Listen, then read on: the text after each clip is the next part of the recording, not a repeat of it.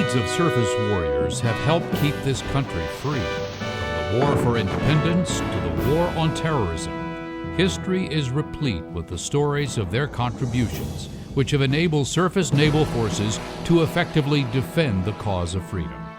Each year, the Surface Navy Association honors some of the individuals who have made an exceptionally significant contribution to the Continental Navy, U.S. Surface Navy, or to surface Navy warfare as a member of the armed forces or as a civilian. SNA is proud to introduce the following individuals as our newest inductees in the Surface Warfare Hall of Fame.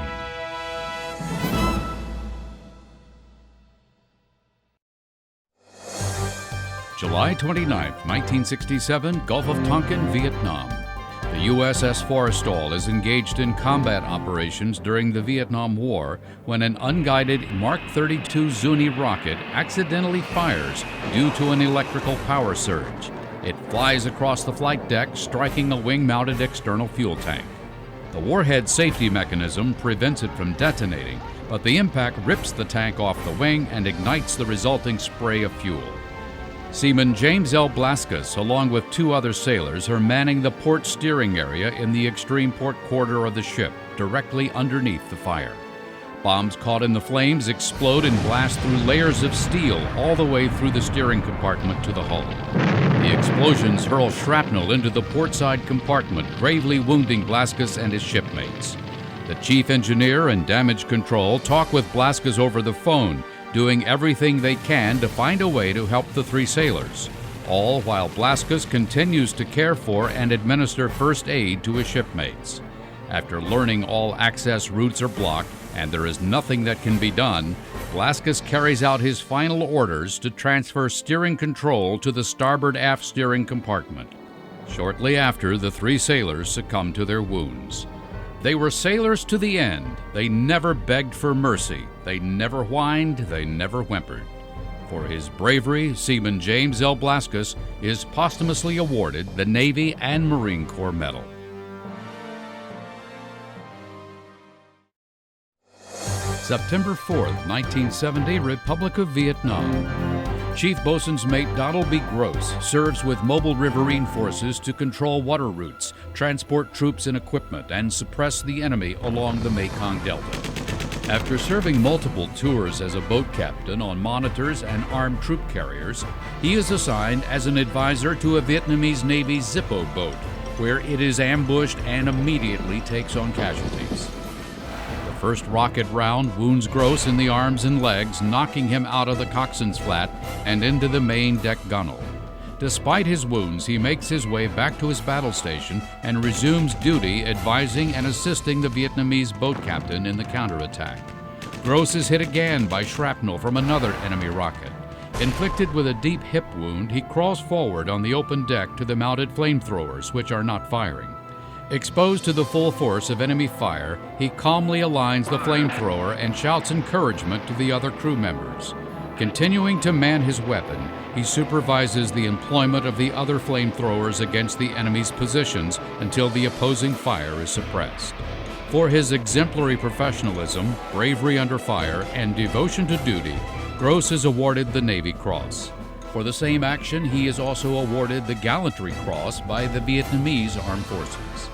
During his career, Senior Chief Bosun's Mate Donald B. Gross receives an additional 3 Bronze Stars with Combat V and 5 Purple Hearts. November 12, 1942, Savo Island, Solomon Islands. Commander Jesse Grant Coward is the commanding officer of the USS Sterett during a nighttime engagement with the Japanese naval forces consisting of 2 heavily armed battleships, a light cruiser, and 11 destroyers on their way to Guadalcanal. Outmanned and outgunned, the American task force engages the opposing forces at close quarters. Under Coward's command, the Sterett first fires upon the light cruiser Nagara, then fires multiple shots into the superstructure of the Japanese battleship Hai. Coward makes a hard turn right to avoid a collision with the Hai and encounters a Japanese destroyer. 2 well-placed salvos quickly destroy the enemy ship. The brutal 40-minute battle causes heavy damage to forces on both sides, but averts the Japanese from their intended attack on Guadalcanal.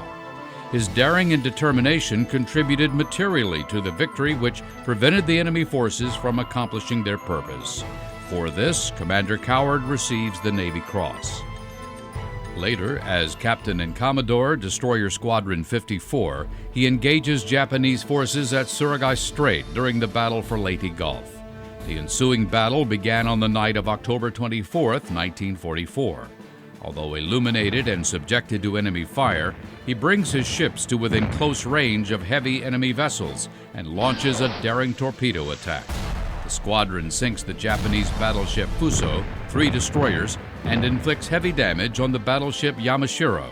Remarkably, the squadron retires from battle without loss or injury. For his high professional skill, forceful leadership, and gallant devotion to duty, Captain Coward is awarded his 2nd Navy Cross and later retires from the Navy as a Rear Admiral.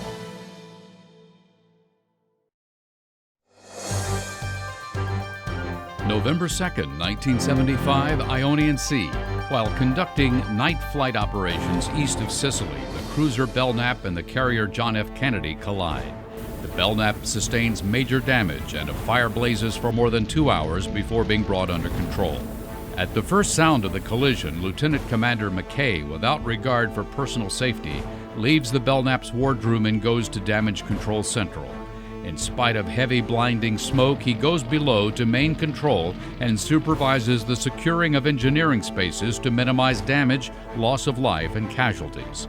Following an explosion in the after-fire room, he succeeds in having emergency power quickly brought online to assist the ongoing firefighting and rescue efforts. When the gas turbine fails, he ingeniously contrives an emergency coolant water method using a P-250 pump. Alternately, from each end of the ship, he acts as a human communications link and directs the organization of fire parties and movement of equipment to the various fires amidship. At the same time, boiler technician First Class Andrew T. Gallagher and members of his watch team remain behind with no regard for their own personal safety. Despite heavy smoke and flames in the after number 2 fire room, the team secures the fuel oil closing valve, the fuel oil service pump, and other machinery. Their actions prevent the ship's fuel oil from feeding the raging fire, which had started in the midship section coincident with the collision. Gallagher then leads his men through the flames on the main deck area to safety on the forecastle. He was the last to leave the severely burning area. He sustains 1st and 2nd degree burns over approximately 75% of his body, as well as smoke inhalation. As a result of his actions, significant additional damage to the burning ship and numerous additional casualties are prevented, including the lives of his watch team. For this, Boiler Technician First Class Gallagher is awarded the Legion of Merit. Lieutenant Commander McKay's tireless and brilliant supervision of the damage control effort contributes to saving many lives, as well as saving the ship. He is awarded the Navy and Marine Corps Medal for his actions. The courage of these 2 sailors and the Belknap crew will serve as an inspiration to all in our service. They save the lives of their crew members and preserve their ship from total destruction. These brave individuals displayed the gallantry which has made our Navy victorious for more than 2 centuries. Courage, vision, commitment to mission. Common traits among uncommon individuals who have earned history's respect and who honor us all by their distinction as surface Navy warriors. SNA is proud to add these 5 outstanding individuals to the already 120 members of the Surface Navy Warfare Hall of Fame.